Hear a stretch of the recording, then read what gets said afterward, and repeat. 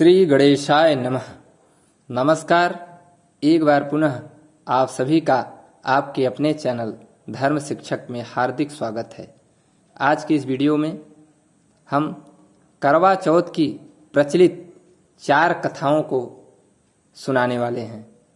कृपया आप सभी इसे ध्यान से सुनें और इसके सुनने और पढ़ने से भगवान श्री गणेश की कृपा, चंद्रदेव की कृपा से प्रत्येक सुहागिन स्त्रियों का सौभाग्य अखंड होता है। तो सबसे पहले प्रचलित कथा। एक साहूकार था जिसके 7 बेटे और 1 बेटी थी। 7 भाई व बहन एक साथ बैठकर भोजन करते थे। एक दिन कार्तिक की चौथ का व्रत आया तो भाई बोला कि आओ बहन भोजन करें। बहन बोली कि आज करवा चौथ का व्रत है, चाँद उगने पर ही खाऊंगी। तब भाइयों ने सोचा कि चाँद उगने तक बहन भूखी रहेगी, तो एक भाई ने दिया जलाया, दूसरे भाई ने छलनी लेकर उसे ढका और नकली चाँद दिखाकर बहन से कहने लगे कि चल चाँद उग आया है, अर्घ दे ले। बहन अपनी भाभियों से कहने लगी कि चलो अर्घ दें, तो भाभियाँ बोली तुम्हारा चाँद उगा होगा, हमारा चाँद तो रात को उगेगा। बहन ने जब अकेले ही अर्घ दे दिया और खाने लगी तो पहले ही ग्रास में बाल आ गया, दूसरे ग्रास में कंकड़ आया और तीसरा ग्रास मुंह की ओर किया तो उसकी ससुराल से संदेशा आया कि उसका पति बहुत बीमार है, जल्द भेजो। माँ ने जब लड़की को विदा किया तो कहा कि रास्ते में जो भी मिले उसके पांव लगना और जो कोई सुहाग का आशीष दे तो उसके पल्ले में गांठ लगाकर उसे कुछ रुपए देना। बहन जब भाइयों से विदा हुई तो रास्ते में जो भी मिला उसने यही आशीष दी कि तुम 7 भाइयों की बहन, तुम्हारे भाई सुखी रहे और तुम उनका सुख देखो। सुहाग का आशीष किसी ने नहीं दिया। जब वह ससुराल पहुंची तो दरवाजे पर उसकी छोटी ननद खड़ी थी। वह उसके भी पांव लगी तो उसने कहा कि सुहागिन रहो, सपूती हो। तो उसने यह सुनकर पल्ले में गांठ बांध दी और ननद को सोने का सिक्का दिया। तब भीतर गई तो सास ने कहा कि पति धरती पर पड़ा है, तो वह उसके पास जाकर उसकी सेवा करने के लिए बैठ गई। बाद में सास ने दासी के हाथ बची खुची रोटी भेज दी। इस प्रकार से समय बीतते बीतते मृगशिर मार्गशीर्ष की चौथ आई तो चौथ माता बोली करवा ले भाइयों की प्यारी करवा ले। लेकिन जब उसे चौथ माता नहीं दिखलाई दी तो वह बोली हे माता, आपने मुझे उजाड़ा तो आप ही मेरा उद्धार करोगी, आपको मेरा सुहाग देना पड़ेगा। तब उस चौथ माता ने बताया कि पौष की चौथ आएगी, वह मेरे से भी बड़ी है। पौष की चौथ आकर चली गई, माघ की चली गई, फाल्गुन की चली गई, चैत्र वैशाख ज्येष्ठ आषाढ़ और श्रावण भादो की सभी चौथ आई और यही कहकर चली गई कि आगे वाली को कहना। असौज की चौथ आई और उसने बताया कि तुम पर कार्तिक की चौथ नाराज है, उसी ने तुम्हारा सुहाग लिया है, वही वापस कर सकती है, वही आएगी तो पांव पकड़कर विनती करना। यह बताकर वह भी चली गई। जब कार्तिक की चौथ आई तो वह गुस्से से बोली भाइयों की प्यारी करवा ले, दिन में चांद उगानी करवा ले, व्रत खंडन करने वाली करवा ले, भूखी करवा ले। तो यह सुनकर वह चौथ माता को देखकर उसके पांव पकड़कर गिड़गिड़ाने लगी। हे चौथ माता, मेरा सुहाग तुम्हारे हाथों में है, आप ही मुझे सुहागिन करें। तो माता बोली पापिन हत्यारिन, मेरे पांव पकड़कर क्यों बैठ गई? तब वह बोली कि जो मुझसे भूल हुई उसे क्षमा कर दो, अब भूल नहीं करूंगी।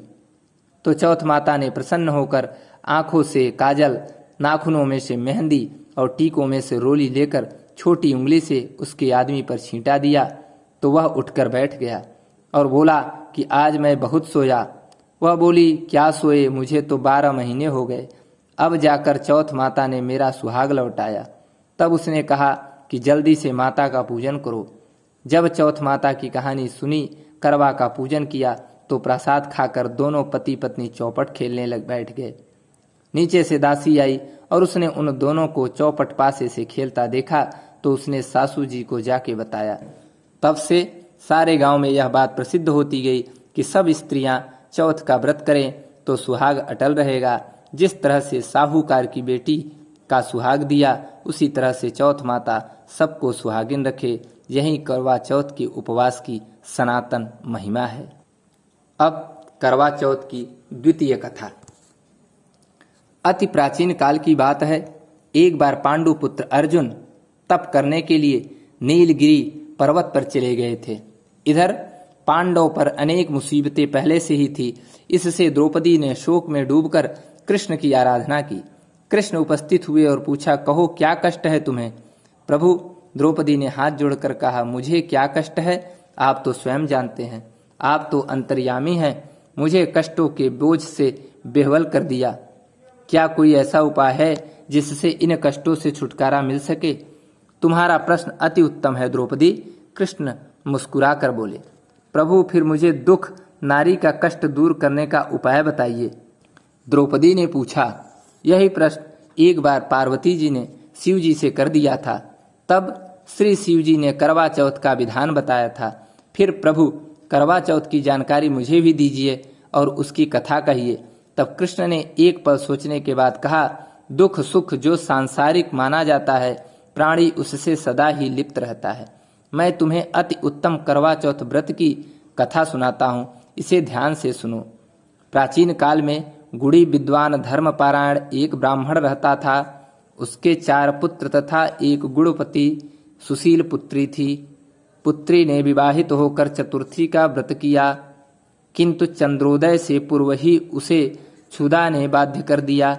इससे उसके स्नेही भाइयों ने छल से पीपल की आड़ में कृत्रिम चंद्रमा बनाकर दिखा दिया। लड़की ने अर्घ दे भोजन कर लिया। भोजन करते हुए उसके पति की हृदय गति बंद हो गई। इससे दुखी हो उसने अन्न जल त्याग दिया। उसी रात्रि में इंद्राणी भू विचरण करने आई। ब्राह्मण पुत्री ने उससे अपने दुख का कारण पूछा। इंद्राणी ने बताया, तुम्हें करवा चौथ व्रत में चौथ दर्शन से पूर्व भोजन कर लेने से यह कष्ट मिला है। तब उस लड़की ने इंद्राणी से विनय की कि इससे मुक्त होने का कोई उपाय बताइए। इस पर इंद्राणी ने कहा कि यदि तुम विधि पूर्वक अगली करवा चौथ का व्रत करो तो तुम्हारे पति पुनर्जीवित हो जाएंगे। कन्या ने ऐसा करने का वचन दिया तो उसका पति स्वस्थ हो गया। इस पर उस कन्या ने वर्ष भर प्रत्येक चतुर्थी का व्रत किया और अनंत अखंड सुहाग प्राप्त किया। श्री कृष्ण ने कहा, हे द्रौपदी, यदि तुम इस व्रत को करोगी तो तुम्हारे सभी संकट टल जाएंगे। इस प्रकार द्रौपदी ने यह व्रत किया और पांडव सभी क्षेत्रों में विजयी हुए।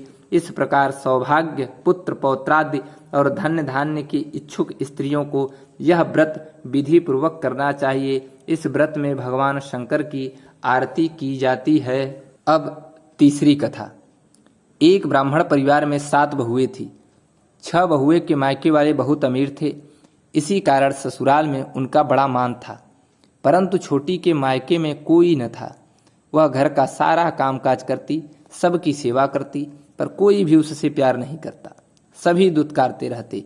तीज त्योहार पर भी जब उसके मायके से कोई न आता तो वह बहुत दुखी होती। हर वर्ष की तरह इस वर्ष भी करवा चौथ का व्रत आया। अन्य बहुओं के मायके से उनके छोटे भाई करवा लेकर आए, पर छोटी के मायके में यदि कोई होता तो करवा भी लाता। सास भी छोटी को ही खरी खोटी सुना रही थी। वह दुखी होकर घर से निकल पड़ी और जंगल में जाकर रोने लगी। एक नाग बहुत देर से उसका रोना सुन रहा था। अंत में वह अपने बिल से निकल आया तथा छोटी बहू से पूछने लगा, बेटी क्या बात है, तुम रो क्यों रही हो? छोटी बहू बोली, आज करवा चौथ है, मेरा कोई भाई नहीं है। यदि मेरा कोई भाई होता तो आज जरूर करवा लेकर आता। नाग को छोटी बहू पर दया आई। नाग ने कहा, बेटी तुम घर चलो, मैं अभी करवा लेकर आता हूँ। थोड़ी देर बाद नाग ससुराल पहुंचा। ससुराल वाले इतना सामान देखकर चकित हो गए। सास भी प्रसन्न हो गई। सास ने प्रसन्न मन से छोटी बहू को नाग देवता के साथ भेज दिया। नाग देवता ने छोटी बहू को अपना सारा महल दिखाया और कहा, जितने दिन चाहो आराम से रहो, मन चाहा खाओ, मन चाहा पहनो, पर एक बात याद रखना, सामने रखी नाद कभी मत खोलना। छोटी बहू सारा समय महल में आराम से काटती, पर नाद के बारे में उसकी उत्सुकता बढ़ती जाती। एक दिन जब घर में कोई न था, उसने नाद को उठाकर देखा तो हजारों छोटे छोटे सांप के बच्चे इधर उधर रेंगने लगे। उसने जल्दी ही नाद ढक दी। जल्दी में एक सांप की पूंछ नाद के नीचे आकर कट गई। शाम को नाग के आने पर छोटी ने गलती स्वीकार कर ली। नाग ने भी उसे क्षमा कर दिया। जब छोटी ने ससुराल जाने की इच्छा की तो उसे धन रत्न आदि देकर विदा किया। छोटी की ससुराल में जब उसकी बड़ी इज्जत होने लगी, जिस सांप की पूंछ कटी थी उसे सभी बंडा कहकर तंग करते। एक दिन उसने अपनी माँ से पूछा कि मेरी पूंछ कैसे कटी। माँ ने कहा कि छोटी बहू के नाद उठाने और जल्दी से रखने में ही तुम्हारी पूंछ कटी है। तो वह बोला कि मैं छोटी से बदला लूंगा। माँ के बहुत समझाने पर भी वह एक दिन चुपचाप छोटी के घर जा छुपा और मौका पाकर उसे काटने की सोचने लगा। वही छोटी बहू और सास में किसी बात पर बहस हो रही थी तो छोटी कसम खाकर कह रही थी कि मैंने ऐसा नहीं किया। वह कह रही थी कि मुझे बंडा भैया से प्यारा कोई नहीं है, उन्हीं की कसम खाकर कहती हूँ कि मैंने ऐसा नहीं किया। बंडा ने जब यह सुना तो सोचने लगा कि जो मुझसे इतना प्यार करती है मैं उसे ही काटने आया हूँ। वह चुपचाप घर चला गया। माँ ने पूछा ले आए बहन से बदला। वह कहने लगा माँ बहन से कैसा बदला। तभी से बंडा भाई व छोटी बहन हुए। भाई प्रतिवर्ष चौथ के दिन करवा लेकर जाता, वह बहन बड़े प्यार से करवा चौथ का व्रत करती थी। अब चतुर्थ कथा। प्राचीन काल में करवा नाम की एक पतिव्रता स्त्री अपने पति के साथ नदी किनारे एक गांव में रहती थी। कार्तिक मास के कृष्ण पक्ष की चतुर्थी तिथि के दिन उसका पति नदी में स्नान करने के लिए गया। स्नान करते समय एक मगरमच्छ ने उसका पैर पकड़ लिया। वह करवा करवा नाम लेकर जोर जोर से अपनी पत्नी को पुकारने लगा। उसकी आवाज सुनकर उसकी पत्नी दौड़ कर आई और उसने मगरमच्छ को कच्चे धागे से बांध दिया। मगर को बांधकर वह यमराज के यहाँ पहुंची और यमराज से बोली, भगवान मगरमच्छ ने मेरे पति का पैर पकड़ लिया है, अतः पैर पकड़ने के अपराध में आप अपने बल से उस मगरमच्छ को नरक में ले जाओ। यमराज ने कहा अभी मगरमच्छ की आयु शेष है, अतः मैं उसे नहीं मार सकता। इस पर करवा ने कहा यदि आप ऐसा नहीं करोगे तो मैं आपको श्राप देकर नष्ट कर दूंगी। यह सुनकर यमराज डर गए और उस पतिव्रता स्त्री करवा के साथ जाकर मगरमच्छ को उन्होंने यमपुरी भेज दिया और करवा के पति को दीर्घायु प्रदान की। उसी दिन से यह करवा चौथ मनाई जाती है और सुहागिन स्त्रियों के द्वारा व्रत रखा जाता है। हे करवा माता, जैसे तुमने अपने पति की रक्षा की वैसे ही सबके पतियों की रक्षा करना। इत शुभम। श्रीरस्तु कल्याणमस्तु। ओम नमः शिवाय।